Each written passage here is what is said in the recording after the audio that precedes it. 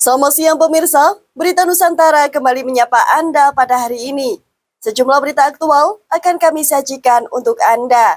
Bersama saya Haifatunisa, inilah Berita Nusantara selengkapnya.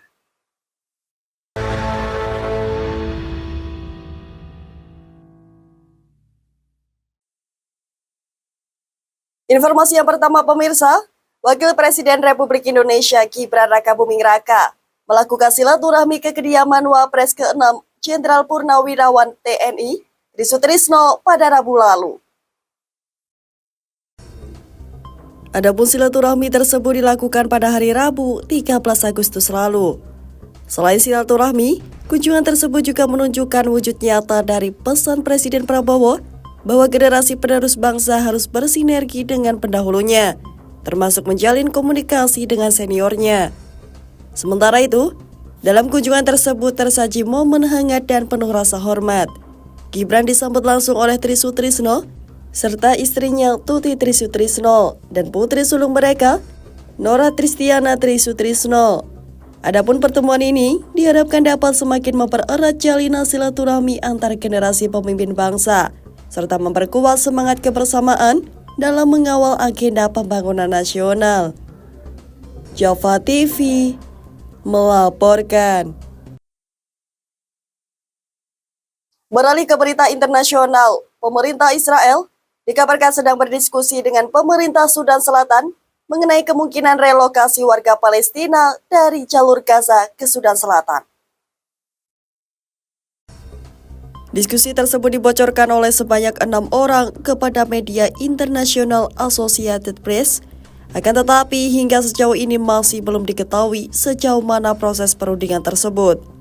Sementara itu, Perdana Menteri Israel dalam sebuah wawancara dengan saluran televisi Israel 124 mengatakan bahwa dirinya ingin mewujudkan visi dari Presiden Amerika Serikat Donald Trump untuk memindahkan sebagian besar warga Gaza melalui sebuah skema migrasi sukarela.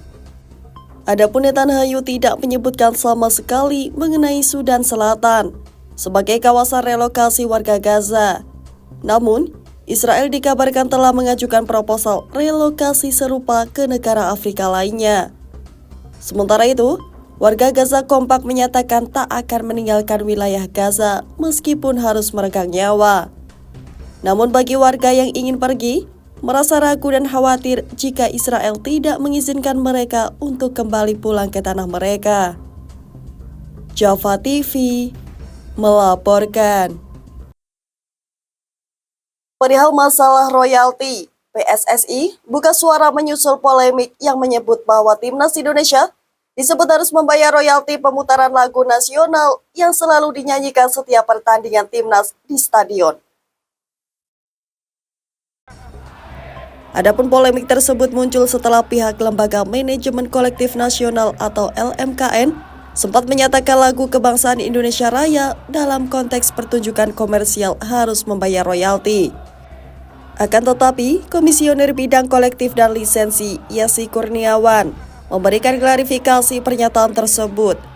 Yesi mengatakan bahwa lagu Indonesia Raya sudah berstatus sebagai public domain, sehingga tidak ada perlindungan hak cipta dalam lagu tersebut. Sementara itu, Sekretaris Jenderal PSSI Yunus Nusi dalam pernyataan resminya pada Rabu 13 Agustus lalu mengatakan bahwa pemutaran lagu nasional di stadion dalam pertandingan Timnas Indonesia merupakan alat persatuan dan penyemangat nasionalisme, sehingga tidak elok jika dikaitkan dengan royalti. Yunus juga yakin jika para pencipta lagu nasional yang dinyanyikan oleh supporter Indonesia tidak akan berpikiran untuk mendapatkan keuntungan finansial dari royalti. Java TV melaporkan. Selanjutnya pihak Istana Negara melalui Menteri Sekretaris Negara Prasetyo Hadi mengatakan bahwa Presiden RI Prabowo Subianto menyayangkan sikap Bupati Pati yang memicu gejolak di tengah masyarakat Kabupaten Pati, Jawa Tengah.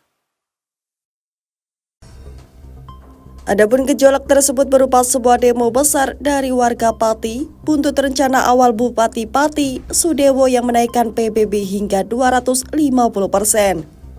Adapun sikap Prabowo diungkap oleh Mensesnek Prasetyo Hadi dalam keterangannya pada hari Rabu 13 Agustus. Selain menyayangkan polemik di Pati, Pras juga menyebut bahwa Prabowo masih belum merespon secara khusus gejolak di Pati. Ia mengatakan, pemerintah pusat telah menghimbau dan mewanti-wanti kepada seluruh pejabat terkait dengan masalah komunikasi publik.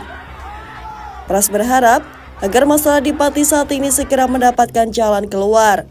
Pras berharap agar persoalan ini tidak sampai mengganggu kehidupan bermasyarakat di Kabupaten Pati. Java TV melaporkan. Berikutnya pemirsa, Kejaksaan Agung atau Kejagung RI menyatakan bahwa pihaknya siap bekerja sama dengan Komisi Pemberantasan Korupsi dalam penanganan kasus dugaan korupsi di Kemendikbudristek di era Nadiem Makarim.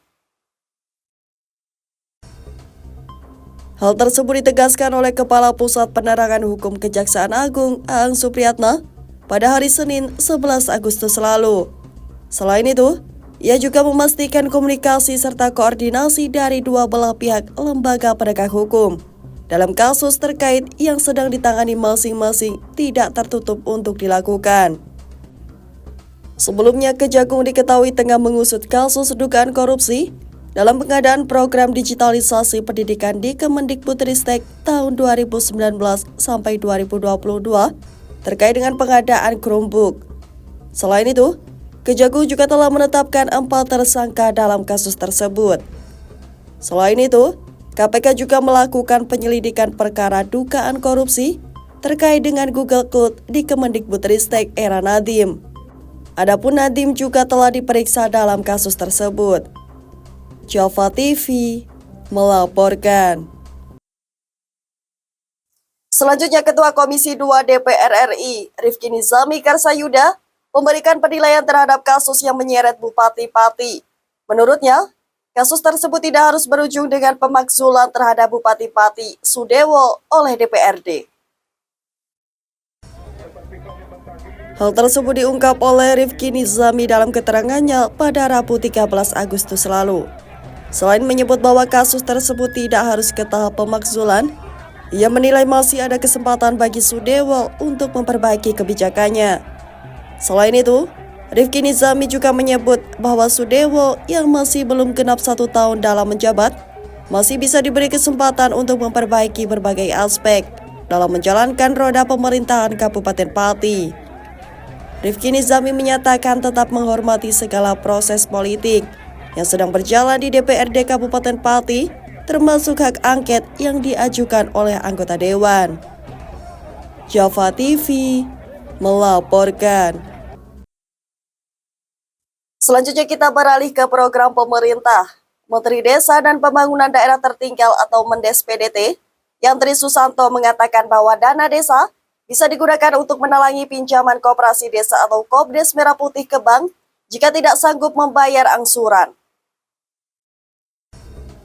Hal tersebut diungkap oleh keterangan Yandri dalam keterangannya pada Rabu 13 Agustus lalu. Ia menerangkan bahwa dana desa yang digunakan sebagai talangan tidak akan dicatat sebagai hutang Kopdes ke kas desa karena sudah dialokasikan sebagai bantuan pemerintah. Namun, Yandri mengatakan bahwa dana desa tidak akan selamanya digunakan untuk menalangi hutang Kopdes Merah Putih. Selanjutnya, Yandri mengatakan bahwa alokasi pagu 30% dari anggaran dana desa nantinya akan masuk ke rekening milik Kopdes. Namun ia mengatakan bahwa peran dana desa tersebut bukan sebagai jaminan awal, tetapi upaya terakhir bagi koperasi dalam mengembalikan pinjaman. Java TV melaporkan. Beralih ke informasi lainnya, sebanyak ratusan orang dari berbagai daerah di Jawa Tengah dan Jakarta gelar aksi Napak Tilas. Tujuan dari Napak Tilas ini adalah untuk memperingati Hari Arba'in atau meninggalnya cucu Nabi Muhammad pada tragedi Padang Karbala. Dalam Napak Tilas yang digelar pada Jumat 15 Agustus 2025 itu, ratusan orang dari berbagai daerah itu tergabung dalam Ahlul Bait Indonesia atau ABI. Mereka menggelar acara napak tilas guna mengenang meninggalnya Imam Husain, cucu Nabi Muhammad SAW. Acara ini diawali dengan berkumpul di Terminal Bus Radu Dongkal. Selanjutnya mereka berjalan kaki sejauh 7 km menuju kediaman Ketua ABI Pemalang di Desa Tegal Panjang, Kecamatan Randu Dongkal. Menurut Habib Muksin, koordinator kegiatan, acara Arba'in merupakan kegiatan yang biasa dilakukan oleh ABI Indonesia guna mengenang perjuangan Imam Husain, cucu Nabi Muhammad SAW. Mendekati 17 Agustus, hari kemerdekaan Republik Indonesia, ini menjadi spirit, semangat, yaitu untuk menghormati jasa para pahlawan. Ini Muhammad Sofi dari Pekalongan, saya sendiri peserta di sini, ikut long march, jalan kaki, mengenang bagaimana perjalanan Sayyidah Zainab dari Karbala sampai ke Syam dengan terik panas. Selain itu, acara ini juga disambut oleh seluruh peserta kegiatan napak tilas yang hadir dalam kegiatan tersebut. Kita setiap tahun mengadakan long march atau napak tilas perjalanan napak tilas Imam Husain alaihissalam. Jadi peserta ini mungkin kurang lebih ya ratusan lah ya, mungkin tidak bisa masuk berapa ratus. Yang jelas itu. Dari mana aja Bit? Ini ada dari Banjarnegara, Wonosobo, Purbalingga, Purwokerto, Tegal, Pekalongan, bahkan Majalengka ada juga. Kami adalah supaya kami sebagai pengikut Ahlul Bait adalah bahwa dengan napak tilas ini kami bisa setidaknya sedikit bisa merasakan apa yang diderita oleh Ahlul Bait. Bahwa mereka berjalan, kalau berjalan dari Najaf ke Karbala sejauh kurang lebih 90 kilo. Kami mungkin hanya 6 kilo. Kami ingin bisa merasakan dari pengikut Ahlul Bait ini. Di samping itu, tujuan lain dari acara ini sekaligus diselenggarakan untuk mempererat jalinan silaturahmi umat.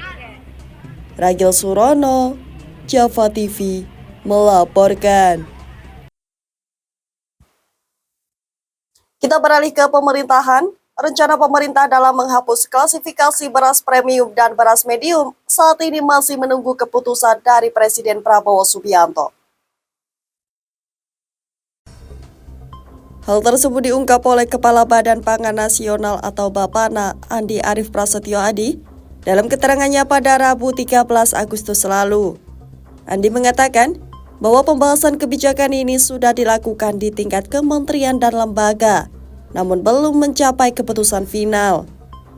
Selanjutnya, Arief menjelaskan bahwa penghapusan klasifikasi beras perlu diiringi dengan penyesuaian harga gabah di tingkat petani, agar rantai pasok berjalan sehat. Ia juga berpendapat bahwa kebijakan harga harus mempertimbangkan semua pihak, yakni petani, penggilingan padi, dan konsumen. Andi menegaskan bahwa usulan penghapusan kategori premium dan medium merupakan inisiatif langsung kementerian, lembaga, bukan arahan langsung dari Presiden. Java TV melaporkan. Informasi terakhir pemirsa, Polres Tulungagung bekerja sama dengan Friday Running Community Tulungagung dan Patriaran Blitar menggelar lari lintas kota bertajuk Run for Hero untuk memperingati hari ulang tahun ke-80 Republik Indonesia. Kegiatan yang berlangsung pada Jumat 15 Agustus 2025 ini menempuh jarak 35 km dengan start di halaman Mapolres Tulungagung dan finish di Makam Bung Karno, Kota Blitar. Kapolres Tulungagung, AKBP Muhammad Taat Resdi, mengatakan sebanyak 24 pelari akan ambil bagian, yang terdiri dari 20 pelari inti dan sisanya pelari penggembira.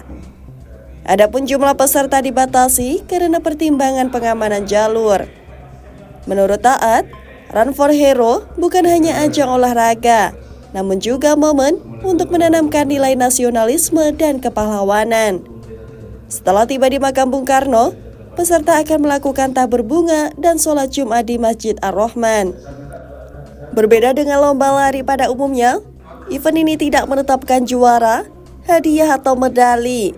Peserta murni sukarela tanpa biaya pendaftaran. Tujuannya semata-mata untuk memperingati HUT RI dan menghormati nilai kepahlawanan. Alhamdulillah dalam 1 tahun ini dukungan dari Polres Tulungagung luar biasa terhadap sport tourism atau kegiatan olahraga, juga turis olahraga yang datang ke Tulungagung. Harapan kami Tulungagung bisa lebih dikenal lagi di khalayak lebih luas. Tentunya dari rekan-rekan wartawan, para Polres, juga Pak Adrian yang sudah hadir. Assalamualaikum warahmatullahi wabarakatuh. Menyambung dari penyampaian masalah terkait dengan sport tourism, ini juga memang menjadi concern kami karena memang Tulungagung ini sebenarnya punya potensi yang cenderung besar. Nah ini sebenarnya sumber daya yang luar biasa ketika ke depan kita mau mengembangkan sport tourism terutama lahan. Ini kemarin sudah berjalan beberapa event cukup baik. Jadi ini sebenarnya memang Tulungagung punya potensi yang sangat baik untuk sport tourism utamanya. Jadi tadi rute flag, kemudian jalanannya itu juga pemandangannya bagus ya, kemudian alamnya juga tidak panas, tidak pula dingin, jadi tengah-tengah gitu ya. Andi Setiawan, Java TV melaporkan. Baik pemirsa, informasi tadi sekaligus menjadi penutup perjumpaan kita hari ini. Saya Haifatunisa dan segenap tim redaksi yang bertugas pamit undur diri. Selamat siang, salam berita Nusantara.